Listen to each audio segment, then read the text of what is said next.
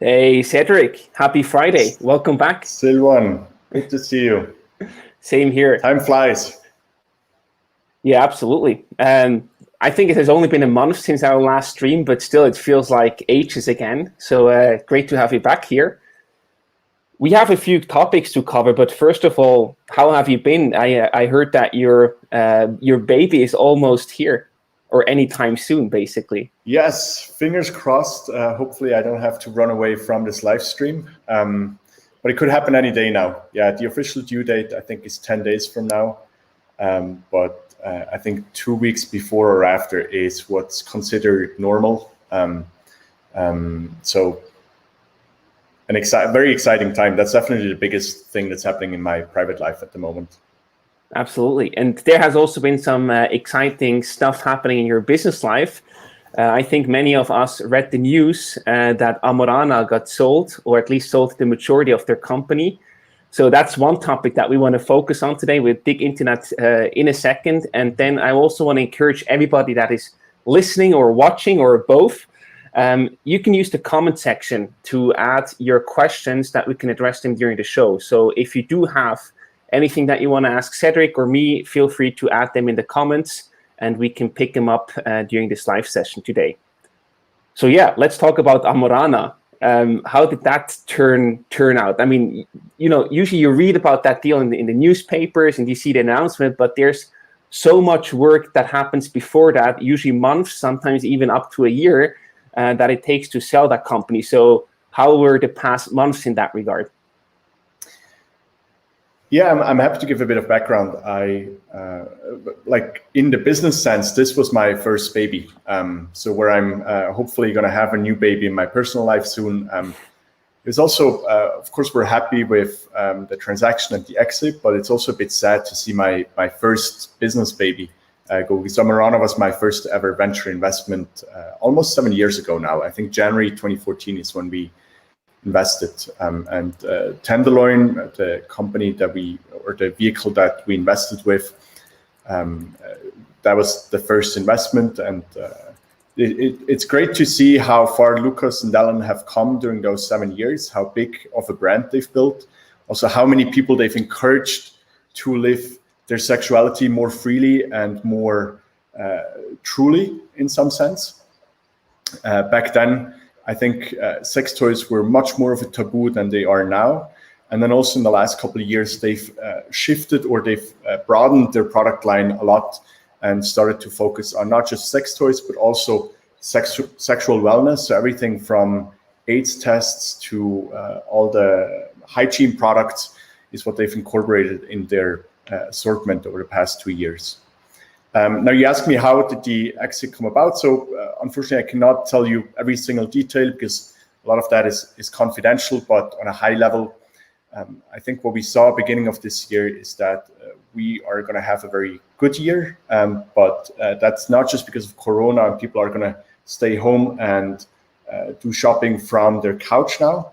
But we also saw that over the past 6-7 years, the founders and their team, the company is about 35 people, by now, in more than one office, they've built a very good foundation. And we thought that the next step is to look for someone, for a partner long-term, that can help us grow beyond Switzerland into new markets. And we started to look for that partner earlier this year. I think it was in May when we started looking. And then within less than a couple of months, we found that partner in Lovehoney. Lovehoney is, you could say, the Amorana of England or the UK. They're quite a bit bigger in terms of revenues, but they understood that Amorana has built something very unique when it comes to brand, content, and market or recognition in the Swiss and German-speaking market. And so we made the decision to partner with them earlier this summer. And of course, it took a while for the transaction to close.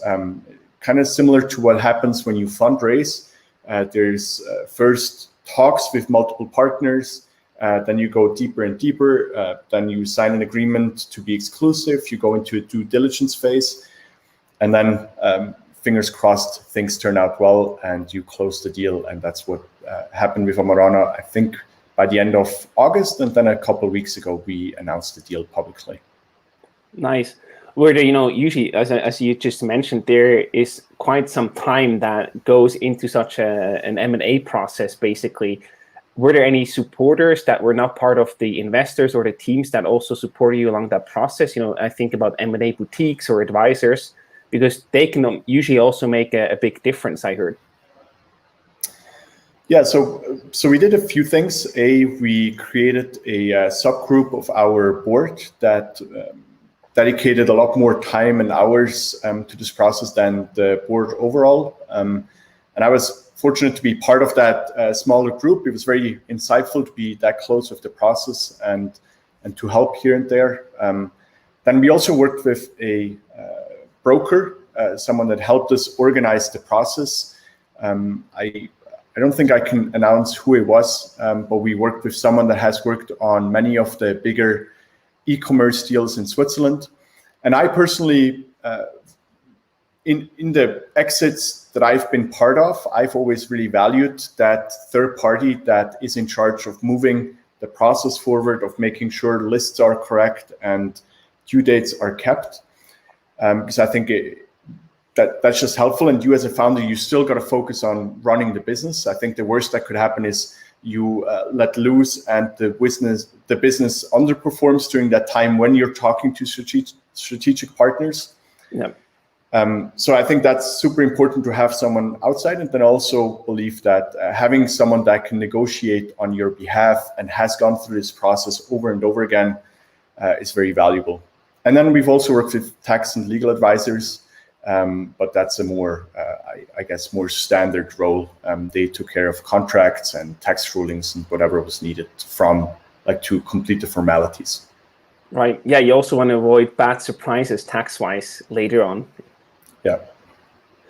So maybe a big question. I don't think it came up here, but something that can often trap founders of tech startups is when the tax authorities approach them after the deal or during the deal and say, hey, part of what you're going to get out of this is going to be looked at as income instead of tax-free capital gains. Mm-hmm. And the argumentation that they often use is if there's a vesting agreement or a non-compete clause or anything along those lines, that can sometimes be used as an argument why part of your gains should be categorized as income versus tax-free capital gains. Right. Yeah, that's why it's crucial to really make sure that you get that ruling up and running. Here, I think that's actually a good question, timing-wise, right now from Tobias. He asked, how do you engage with startup founders? Are you an active investor? And I think the Amorana case might be just a perfect example how you do that. So maybe you can give Tobias and us some insights here, how you do that. Yeah, I mean, I've been a founder for the past 18 years, so I'm super passionate about startups. Like that's what I live and breathe for. I want to see ideas go from just an idea to a sustainable business. And I'm happy to help on all fronts. I'm definitely not an expert on all fronts. When it comes to Amorana, the things that I've helped with, I was on their board since the very beginning. So lots of strategic discussions. Usually we met, I think at the beginning it was once a month. Now it was more of we still met once a month, but we had a longer session, I think once a quarter. And then aside from that, like at the beginning of Amorana, I tried to help wherever I could. At the beginning, the business was growing quicker than the team did. And so sometimes I helped them build something on their website. I helped them hire people, outsource things to developers. I set up their initial customer support system. And then also some nights I went to their office and their warehouse and I helped package all the packets because we had so many orders. So that was definitely an example of I was extremely involved because it was also my first baby. I wanted to be super close, and I'm also very good friends with the founders. I probably can't dedicate all that time on all the investments, but from time to time, that's as deep as I go. I really like to go or to help on different altitudes, from very strategic to tactical to sometimes operational for a few days as well. Nice. So you mentioned that you were friends or are still good friends with the founders, obviously. Did you know them before they started Amorana, or how did that happen? Yeah, so I knew both Lucas and Alan before they started Amorana, but it was a bit more of a loose connection. Mm-hmm. And then when they decided to go out and fundraise for the first round, that's when we engaged a lot more. That was also, I think, the first or second month after I had started Tenderloin Ventures. So I sat down with them quite a few times. I immediately understood that they're also a very complementary founding team, which is something that I always like. I don't want to have two founders that are exactly the same, because it will mean they will compete for the same tasks that they both like, and the tasks that no one likes to do will kind of get disregarded. So I immediately liked the chemistry between the two of them. Because it's also something that in my personal experience has really helped me as a founder when I was working with my co-founders. And then we led their initial pre-seed back in 2014, and then they did one or two, I think 2 more funding rounds since then, which we both participated in. Mm-hmm. So, looking back to that first initial pre-seed investment, what convinced you there besides the complementary skill sets and the friendship that you had? Why was Amorana a compelling investment to you that now turned to a successful case? So it's easier to look back, but take us back to that time when you made that decision. What made you confident that this is a good investment? Yeah, so number one, I know you already mentioned it, but that's always the most important thing is, do we believe in the people?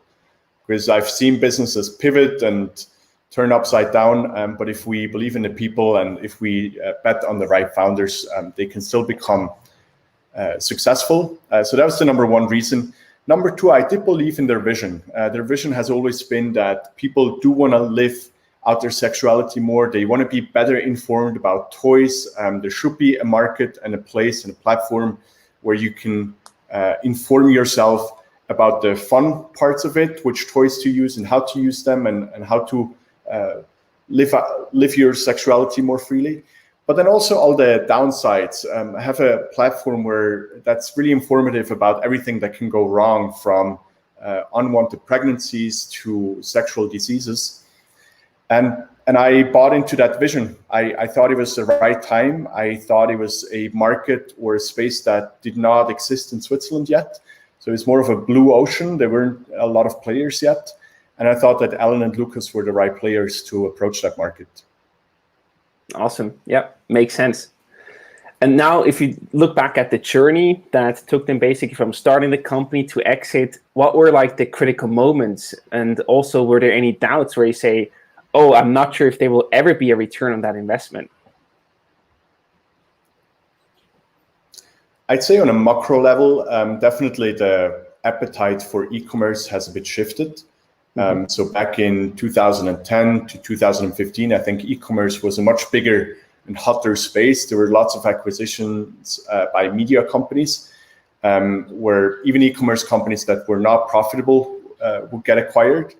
I think that's something that's definitely shifted within the last 5 years. So it was important for both Lucas and Alan to not only build a business that was rapidly growing, but also profitable and could show good unit economics, so that an investor could also buy from a financial perspective, which they've always done. Like, I've always liked that their background. So Lucas came from investment banking, and Alan came from running the startup center at the University of Zurich. They had a good combination of, let's go for a big home run and make this really big, and at the same time also let's build a solid business, so that if there's a winter coming for whatever we're building, we can still succeed and sit that out. So in that sense, I was never worried that they wouldn't be able to sell the company at a great value one day. But of course, there's been up and downs. We acquired a business in Poland along the journey at some point, and we tried to run 2 businesses at the same time. And we ended up not succeeding on that. We realized that the resources were not big enough to really push for 2 brands at the same time, so we integrated that business. But I'd say it was more of a natural learning and challenges that come up in any business journey, rather than a failure along the way. So I was never worried about the investment, but of course there were up and downs. I just realized, coming back to the question from Tobias before, where he asked, how actively involved are you as an investor?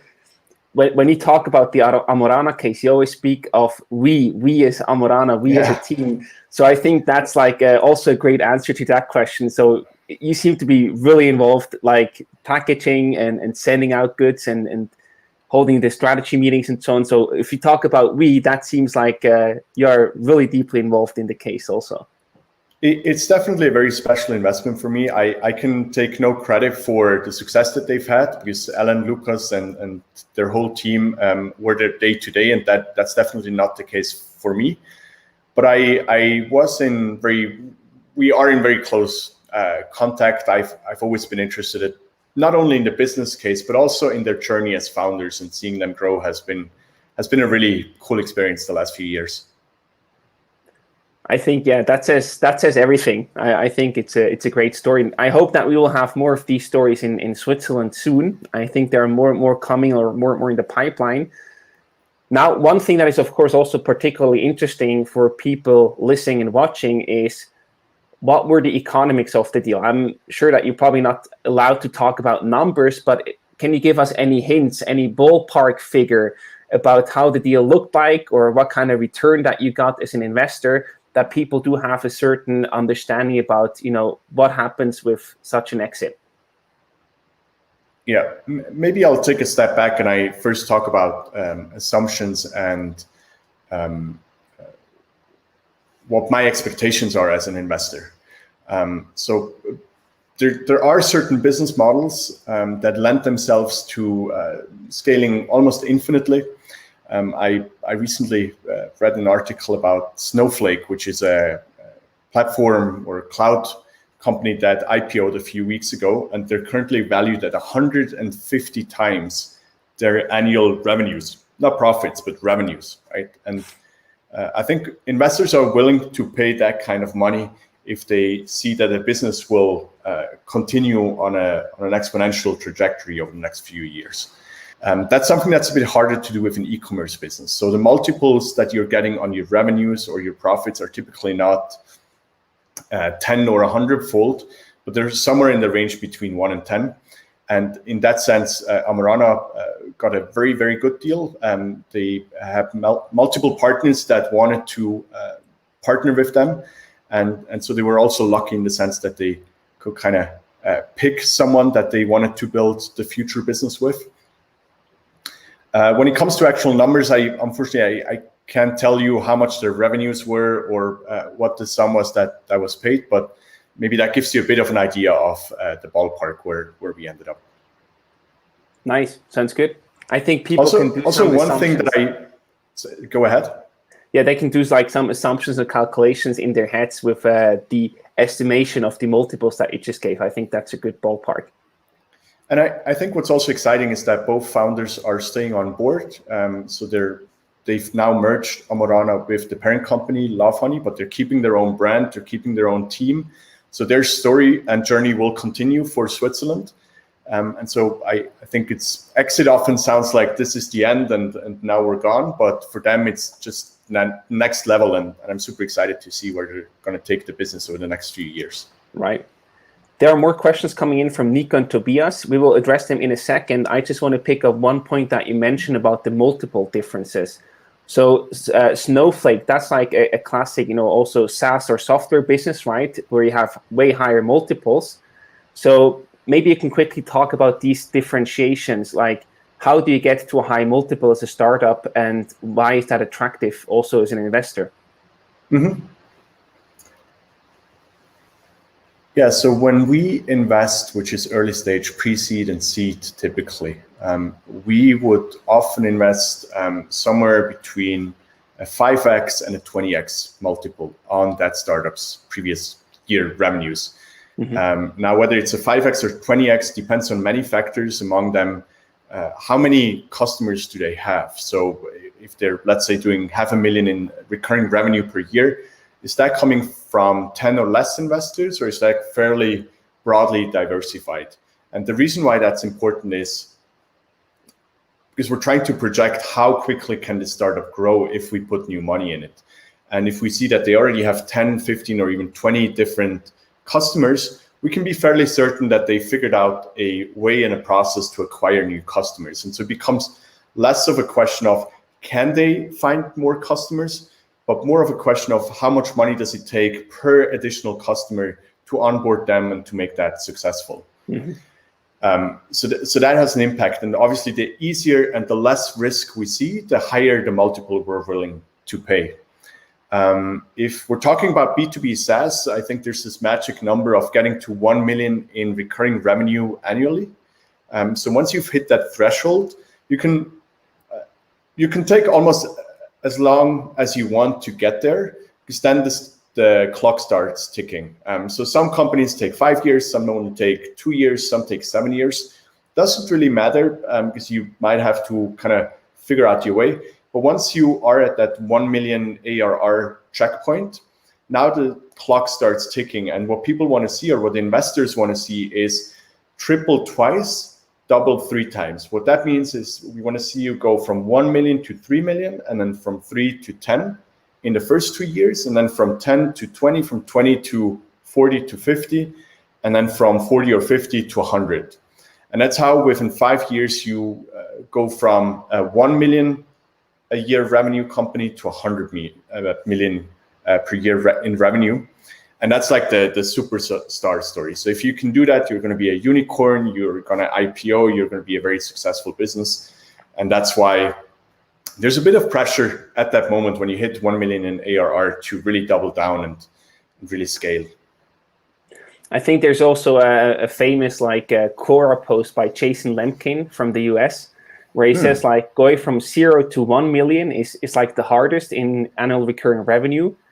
But then from 1 to 10 is like the next challenge. And if you go beyond 10, you basically, from his perspective, become unstoppable. Because if you do a good job in keeping your clients, or even have a negative churn, meaning that you win more clients than you lose with your existing customer base, then you basically have a compounded interest effect with your startup, and you just become bigger and bigger. Yeah, and I think the way I would see it is that from 0 to 1 million, I think it's like the product phase. It's when you figure out, does your technology really work? What's the user interface? Who do you sell to? It's all of this, also what Peter Thiel describes in 0 to 1, right? He doesn't mean 0 to 1 million, but it's this initial, like figuring out everything and kind of building the first sustainable processes. And I think from 1 to 100 million, it's more of a sales challenge than a product challenge. Of course, you want to keep building your product and you want to expand and potentially diversify, but it's really a sales challenge. And I think that's where the ecosystem here in Switzerland, the way I perceive it, is we're really good at that product challenge. We're really good at creating great products and inventing new technology and writing great software. But then we don't have a ton of talent to scale our sales processes. Mm-hmm. And so that's where we also always connect our founders with people in the US. We encourage them to also have a sales office in the US early on, because I personally just think that in the US is where you go and make your big sales. And then in addition to everything else, I think sales in Switzerland is looked at as a bad word. Like no one wants to have a job title that includes sales for some reason. People want to be engineers or key account managers or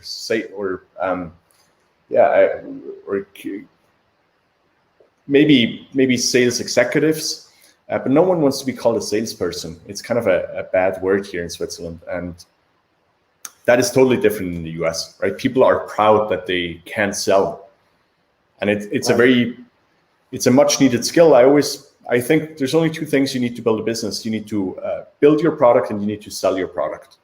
Yeah, 100%, absolutely. We often hear that, from many people and also from startups that say exactly what you just said. You also mentioned that you bring your founders in touch with US companies or US salespeople. But what can we do here in Switzerland to solve that problem? Because we hear about it over and over again, but I still feel like the solution is still not there. Everybody realizes it, but rarely anybody does something against that issue. So I'm going to try and answer this from 2 angles. I think on one hand, education, knowing how to sell and what are some techniques that have been proven in B2B SaaS or any other industry. There's a few companies and individuals that are working on enabling startups. One that comes to mind, and I'm not an investor, but I'm friends with Manuel, is the salesplaybook.io. He's built a business around teaching other businesses how to sell. So I think that's the education part where I see progress. And then the other angle is culture. And I think that's the one that's much, much harder to solve because people do not want to be salespeople, and it's not in our nature to be salesy or to be aggressive salespeople. We might still be successful in selling to people within the same culture here in Switzerland and potentially Germany and Austria and some of the neighboring countries. But I think it's extremely hard to become a good salesperson if it's not something that you feel you were born to be. Successful examples that I've seen is people that have lived abroad and have worked in a bigger organization, have learned from successful and experienced salespeople, and then have come back. Other than that, I don't see a lot of success stories here, or I don't see a clear path of how someone can become a great salesperson globally. Yeah, got it.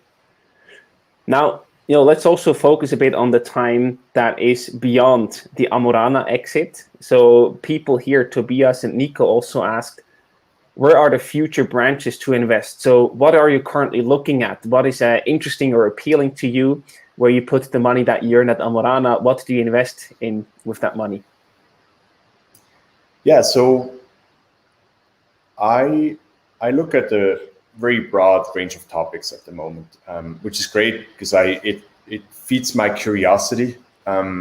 Just within the last 2 weeks, I've looked at developer tools, so new solutions that allow you to deploy weekend projects or small apps within just 1 or 2 lines of command line commands, which is great. So you don't have to go in and set up Amazon first and run your EC2 instances and run an S3 and a database.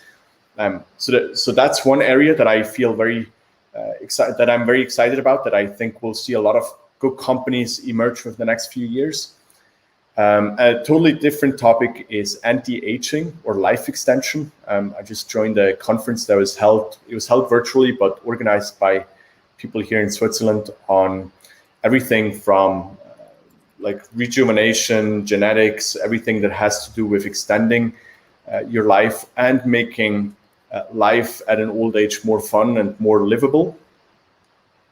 And then we're also looking at new ways of social networks. I think last week I had a chat with someone that's building a new type of LinkedIn for South America. And it's gaining quite a bit of traction, which I thought was interesting. It's not easy to get a new social network off the ground. So very broad.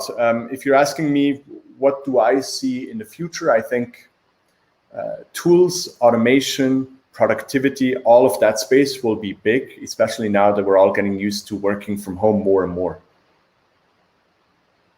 Awesome. Okay, we also got the feedback from Tobias. He loves them. He said, zero code tools, love them. He wrote, you can see here.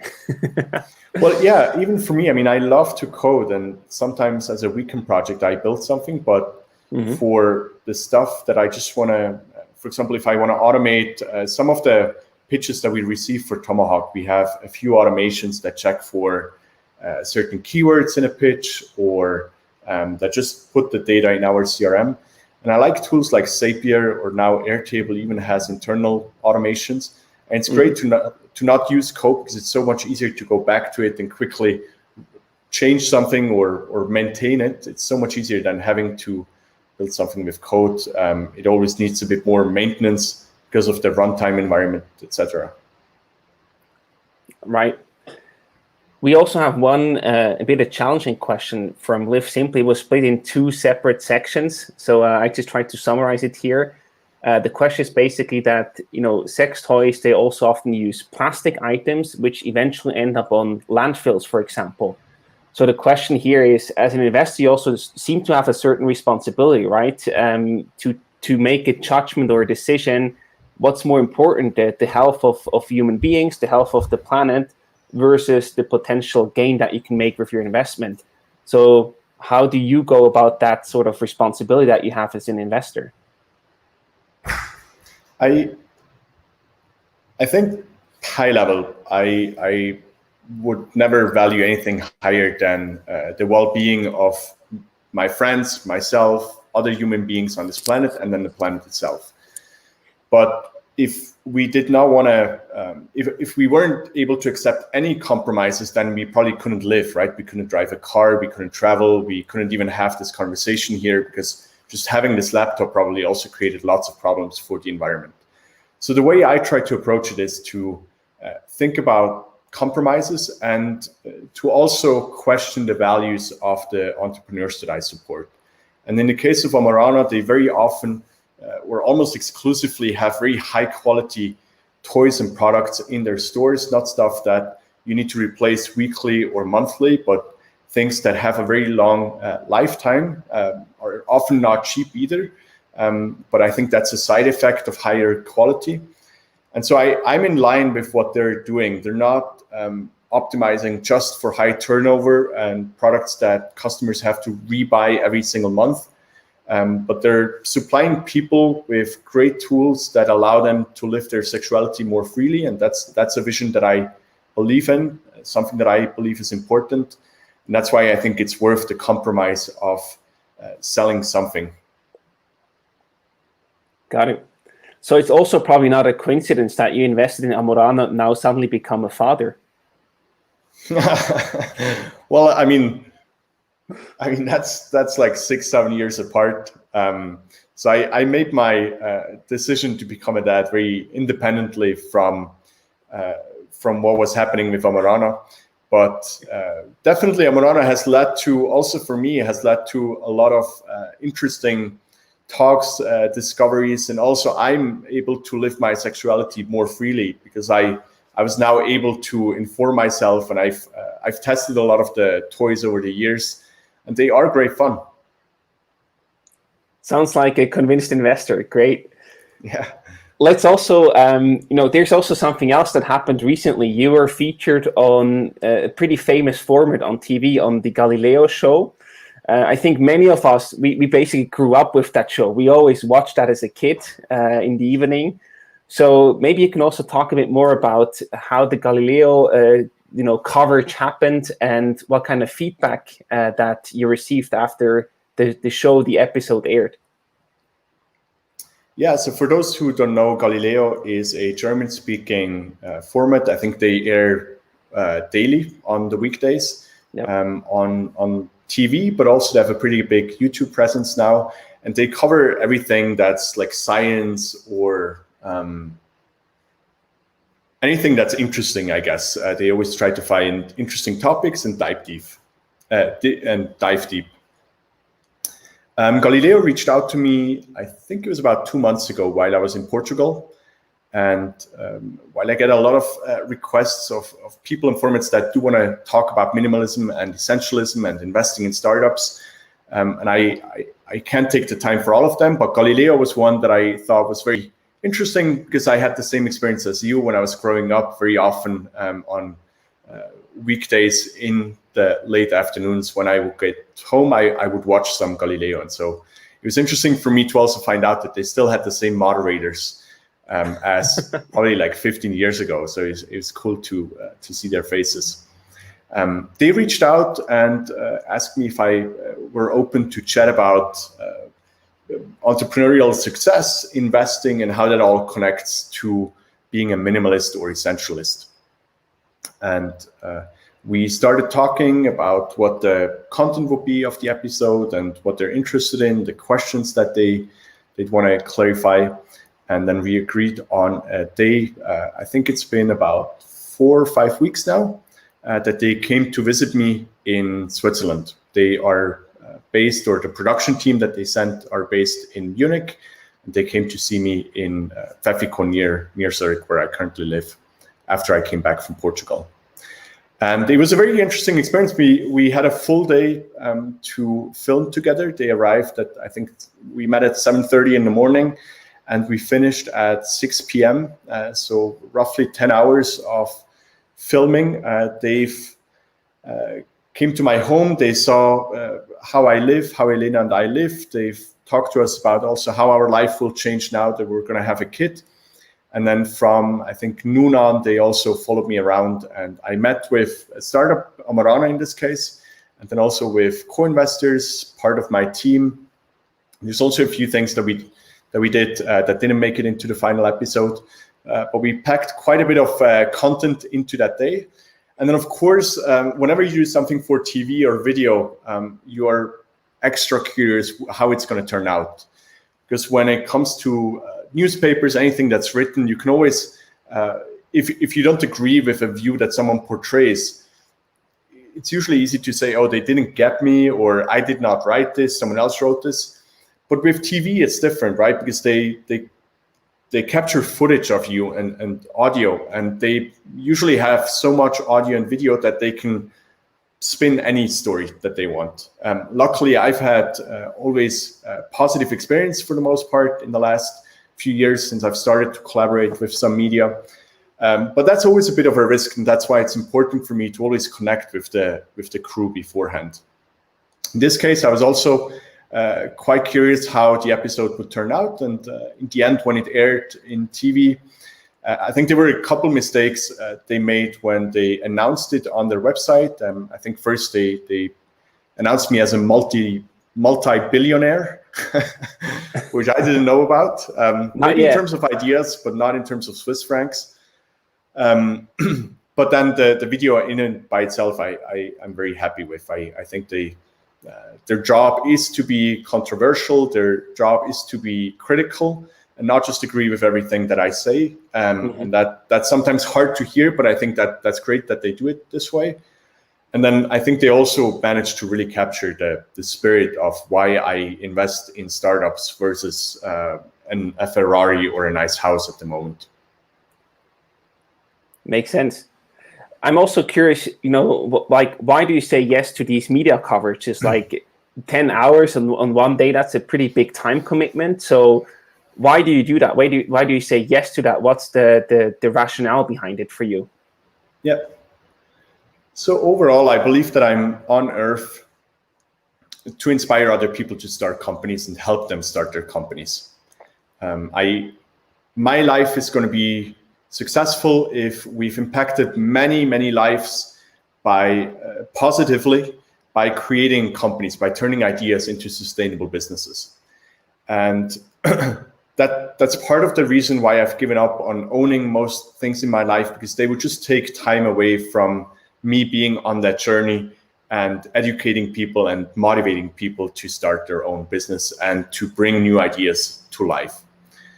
And of course, platforms like Galileo, they do have a certain reach. I think the video that they've put up on YouTube reached 1 million views today. And so hopefully I can inspire more people to think of their values, prioritize according to their values, and then very consequentially make decisions in their life. And for some of them, it's going to be to leave their corporate job or stop studying and start a business instead and try things in the real world and bring ideas into life. And for others, it might be something in a different area of life, be it becoming a minimalist as well, to realize that their values are not currently aligned with their actions, and to take action and change some of how they behave and how they live their life to become a more happy human being. Because I think in the end, that's what we all want. We want to be happy. We don't want to be rich. We want to be happy. We want to live a fulfilled, conscious life with purpose. And hopefully some of these segments can inspire other people to rethink their values. And I do get lots of interesting comments, as I said, because Galileo had quite a bit of reach. There's lots of people that have taken time to email me or message me on some of the social networks or leave comments on YouTube. Some of the comments are hilarious. I crack up, like the terms and the thoughts that people come up with. Some comments are extremely encouraging, and I'm very happy and I feel fortunate for people giving me feedback that say that they feel I've opened their eyes or I've helped them readjust their values. And then, of course, there's also lots of critical voices, and I think that's great as well. I think I want to be challenged. I don't want to have just yes-sayers. I want to have people that have different views and they're open for a conversation. And so I've had a few conversations in the YouTube comments and via email over the past few weeks that were also very valuable for me. Nice. We actually also do have a question here from David. It's not directly related to that, but like to your lifestyle in general. And he asked if you would be open to make a guide or video about insurances and taxes when doing work and travel. Oh, yeah, that's a great question. I'll add that. So I'm working on a master class on remote work. So covering everything from how to decide if you are fit to build a remote company, then how to find people, how to evaluate people if they're fit for remote work, and then all the administrative things where insurances and taxes definitely play a role as well, all the way down to culture. How do you make sure you still build a team spirit and you all feel like a team when you're working remotely most of the time or all the time? So thank you for the question, and I'll definitely pick that up. The masterclass will happen, but it's probably going to take me another couple of months until I can publish a first episode from that. Just a random question. Switzerland voted on parental leave for dads. So how are you going to handle that when you become a father now within the next few days? Yeah, and I'm not even sure if I'm already eligible for that or if that's something that starts next year. Look, I try to go a lot by intuition. So I don't have a clear rule right now if I'm going to stop working for a couple of weeks or if I'm going to work part-time or if I won't be really able to contribute much anyway, and I'll just continue working normally and then I'll take more time off down the road. One thing I know for sure is that I do want to spend a lot of time with my children. And I'm super excited to finally meet my baby girl, hopefully in a few days or maximum a couple of weeks. So I definitely do want to take the necessary time, but I don't currently have a clear idea of whether I'm going to maybe take a few weeks off at the beginning or stretch that out over time or when that's going to happen. I think we're just going to take it step by step. Luckily, I'm in a position where I can work from home. I can work from pretty much anywhere. I can also, to some degree, I'm pretty much in control of my calendar. So if I realize today that tomorrow I need to be off, most days of the month, I do have that flexibility. And I intend to use that going forward and be there for my kid as well. But that's not to say I'm slacking on Tomahawk. I'm super excited about every company that applies with us, that pitches to us. Luckily, in the meantime, we've also built a team that I rely on. So it's not me going through every single pitch as a first view. And I think as a team, we believe in taking time off from time to time so that we can then come back with full force and be hyper-focused on our work and our passion. I love that, like going out full steam, but then also taking time to recover and come back stronger the next time, instead of always trying to go at the very high level that will eventually burn you out. Yeah, I think there's a theory in sports as well, right? Where if you go all in today, you then want to take a day or two to rest, because otherwise you cannot let your muscles grow and recover, not just recover, but also get to the next level. And I believe that it's the same in many areas of life. I think when it comes to building deep relationships, it's not a function of spending a ton of time and all the time together, but I think it's about like consciously spending time together, connecting to a very deep level, and then also living apart from one another or disconnecting for some time so you can get to the next level and kind of process and then come back together, compress again, and grow further. Right. Nice. So I have one last topic on the list for today. Earlier this day, you wrote me that you listened to the 100th episode of the Swisspreneur show where we talked about Alfred Escher. So I'm very curious to hear more about what you took away from our special episode where we didn't talk about an existing entrepreneur, but someone from the past, basically, who laid the foundation of Switzerland's success, basically. Yeah, so if someone in the audience hasn't listened to this yet, and the name Alfred Escher maybe doesn't sound as sexy as Elon Musk or Steve Jobs or Benjamin Graham, but absolutely incredible what he achieved in his short life. I can only encourage you to go and check out the Swisspreneur episode 100. I think it came out last week. Super insightful. You sat down with a historian to talk about Alfred Escher, who I think is the reason why we have so many banks in Switzerland, and we're a dominant player for many, many years in the global financial system. The reason why we have such a good railway system and are so well connected and are well situated and based for tourism. What are the other? He basically led the Gotthard Tunnel, which is one of the biggest tunnels in Switzerland. He was a politician, both on a cantonal level as well as on a national level. And what was fascinating about him was that he incorporated all these roles at the same time. Like it's not like he first did this and then later on in life he did this, but he was full speed in like 4 or 5 different roles at the same time at a very young age. I think between 20 and 40 is when he's already built all of this, and just super incredible and inspirational to listen to his story. So I think in that regard, to follow your definition, he really was a parallel entrepreneur by definition, I would say. Yeah. He actually, what you wanted to say before, I think he also really set the foundation for the ETH. So the main thing was like, hey, we need to have a better railway system in Switzerland because you are ways behind and are running into the danger that like people, other counties just bypass Switzerland and don't take us seriously. Then he wanted to build that. So you needed banks to finance it, insurances to actually, make sure that you have an insurance if something goes south. Then a reinsurance for their insurances, that there was also Swiss Re. And of course, also the ETH with all the engineers to actually execute and build that. So that was like the Elon Musk of Switzerland, I would say. And that's actually also how one of our interview guests, Philipp Stauffer, once described him in an interview. And that was like the first time, of course, you heard the name Alfred Escher, but you didn't really know too much about him. You just know there's a huge square in Zurich called Alfred Escher Platz, right? There's an Alfred Escher statue in front of the main station. And I think like many people just don't know about the story and how important he was for the foundation of Switzerland. And that was really eye-opening for me when Philipp Stauffer talked about him in the Swisspreneur podcast.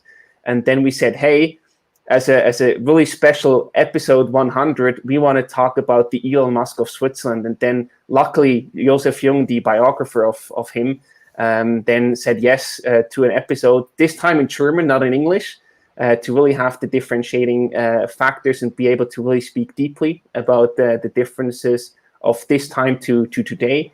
But he then said yes, and we were able to produce that episode. And glad that you liked it. Absolutely, and I can only recommend it. Like, it was so inspirational, and I think even though I had heard of his name, I had also talked about him with Philipp Stauffer, who you mentioned from Firefly. I had never taken the time to really deep dive and understand exactly what he had done for Switzerland, and so we tend to, or I tend to forget or not spend too much time in the history books. And this is definitely a case where it would have been worth it to study the books a bit more. But it's also like, I mean, I've gone through 6 years of primary school and secondary school and then high school in Switzerland and university.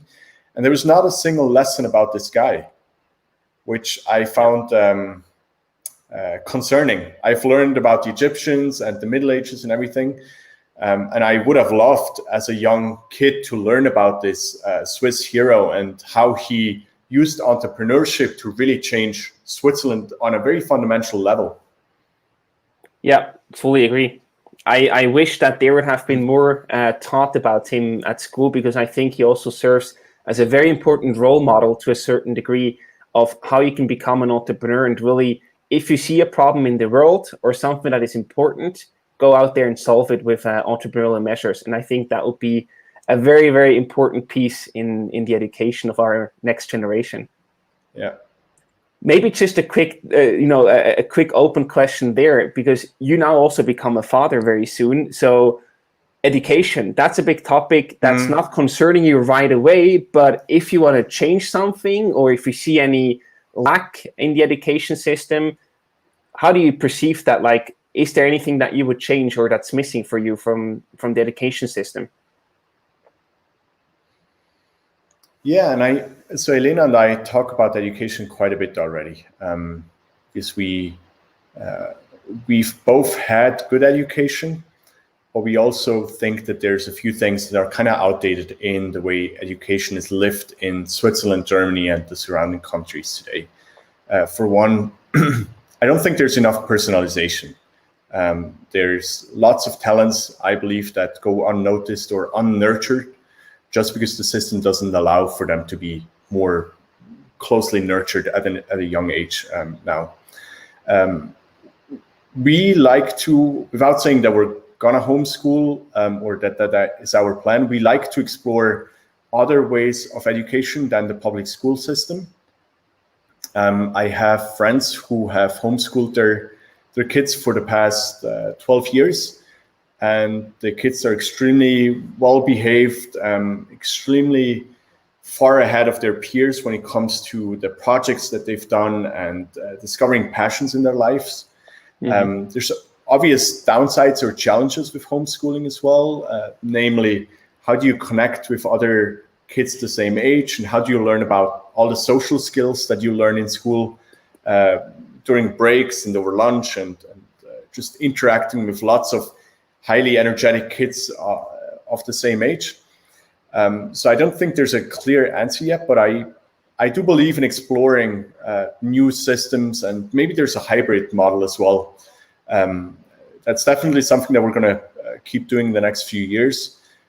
We're going to start, I mean, that's a sort of education as well. We're going to speak different languages with our baby. Because Elena, my wife, she was born and raised in Kazakhstan. She's fluent in Russian, and that's something that we want to pass on to the baby. I was born and raised in Swiss German, but now I spend a lot of my time speaking English. And I think if we can pass on 2 or 3 of those languages to the baby at a young age, it's not only going to be easier for her to learn, but also it's going to be a very different view at the world if you speak all these languages from the very beginning, and you don't feel like you're compartmentalized into one language, one country, one culture. But it's just a tool to interact with anyone in the world. And hopefully that's going to give her a very broad and global mindset from the beginning. Awesome. So just before we wrap up this session here for today, if there are any open questions that people would like to ask, now is the time. Ask them in the comments so we can still address them. And for you, Cédric, just is there anything else that you'd like to add to today's session that we haven't talked about yet? No, I just wanted to ask you a couple of things. And one is, where do you listen to your podcasts normally? Mainly on Spotify, but sometimes also on Apple Podcasts. We see a huge shift there, actually. Spotify is investing so much. And we also saw when we started Swisspreneur about 2 years ago with the switch to the audio podcast, we had the most listens on Apple Podcasts. But then Spotify rapidly catched up. And I think it's not like it hasn't taken over Apple Podcasts yet, but it's very, very close to it. Yeah, that matches my experience, because I've been listening to podcasts on Apple podcasts for the past, forever, since I've been listening to podcasts. There's been a few apps that I've tried along the way, but none really stuck. And then last week I started to listen via Spotify and really liked it. One of the things that they did well for me was they give you the option to listen at triple speed, whereas Apple Podcasts typically only has double speed. And if you go from single speed to triple speed, it's probably going to be, or for me, it was too fast. But what I did is I increased speed over the years. And now I'm able to listen and completely easily understand podcasts at 3x the speed. And it means that I can listen to 1.5 hours of content in just 30 minutes. Usually that's what I do when I walk from one place to another, or when I commute, or before I go to sleep, or when I work out. And so that's a totally obvious feature to me to allow more than just double speed. But for some reason, Apple Podcasts has never introduced it in the past few years. And now when I gave Spotify a chance, I was happy to see that they already have that option. They're also heavily investing in the content production at the moment. I mean, they buy podcasts exclusively. So this is also a really, really strong content game that they are pulling out there. Yeah, I wonder when we're going to see the Swisspreneur exit, when you sell to Spotify. Well, I think Switzerland is too small of a market for that. And for us, it's just way too much fun to produce that and make it openly available for everyone. So I think that's not going to happen. Never say never, but it's not on our agenda. Well, entrepreneurship, I mean, you focus on the Swiss market, right? But I think the lessons that you share with your listeners, they apply to entrepreneurship anywhere. So I don't see why people would restrict themselves. The other question I have for you was, what kind of podcasts do you listen to? Because obviously you spend a lot of time thinking about podcasts and questions. And I was wondering if you had a few tips that you could share of maybe non-obvious podcasts, people that you like to listen to and why. Yeah, sure. I mean, one is probably an obvious choice. It's the Tim Ferriss Show. He's just a really great storyteller. And that's also, when we started the whole thing, we listened to many of his episodes also where he talks about how he produces podcasts and so on. So we learned a lot from Tim without knowing Tim in person. So he was a huge inspiration. Then I also like Noah Kagan. He has short form podcasts, mainly focusing on marketing and just general business tips. He's like this guy from Texas that is always in a good mood and tells you a great story. So I also really like that one. Then also from Reid Hoffman's like Masters of Scale. First, I didn't like it because it was too much of like storytelling and sound effects and so on. So I really preferred the interview format as we do it at Swisspreneur first. But then on a long car ride, I started to listen to a few episodes with Peter Thiel, for example, and really enjoyed them. So they're also very, very good. And then in terms of, sorry, yes? No, what season is he on? Because I remember listening to, I think, the first and second season. Does he have new episodes out at the moment? Yeah, he has, yes. Okay. I'm not sure what season number it is, but there are always new episodes out there. He also is at the studio, I think, at this moment, basically, recording these new seasons, yeah. And what else? I also like, condensed news podcasts from Germany or from the US, where you just, you have the most important news of the day, just in a short 10 to 15 minute format that you can just listen to. And one last thing, Freakonomics, there was once an interview with the Spotify founder. That was very impressive and really, really time well spent, I would say.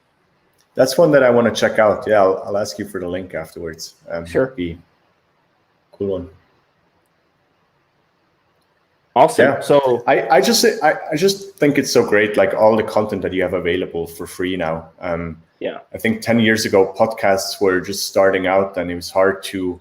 It was also not like books you mostly read. Now I think more young people probably listen to books than read books. So it's such an interesting shift from text to audio that's going on. I think it's a really cool medium. Yeah, luckily. We also see that, in terms of growth. When we started 2 years ago, podcasts were up and coming, but still pretty unknown in Switzerland. And now the growth numbers, I mean, it's crazy. What you see, how many more people switch to podcasts. We just checked the numbers from last month, and there we grew like almost 40% just in 1 month in terms of listen numbers. Wow. And that's just, you see a huge shift happening now. I think consistency is key, that you produce content and release and publish it on a regular basis. But just in general, more and more people switch to podcasts because they discover the format, they like it, they can still cook or go to the gym besides that. And I think that's just a big growth that is happening there in the whole market. That's also great for us as podcast producers to be part of. That's great to hear. Yeah. Cool. So I think that's a wrap, Cedric, for today. I already can't wait for the next session, and hopefully with the great news of the birth of your daughter then. Yeah, next time I mean, if it's going to be in a month, I can almost guarantee that we're going to be able to talk about my first steps as a dad. Yeah. Nice. We'll do that. Thank you so much again for the time today. It was a lot of fun as always. And all the best to you and Elena. And looking forward to speaking to you again very soon. Thanks for having me. Chat soon. Thank you. Bye-bye.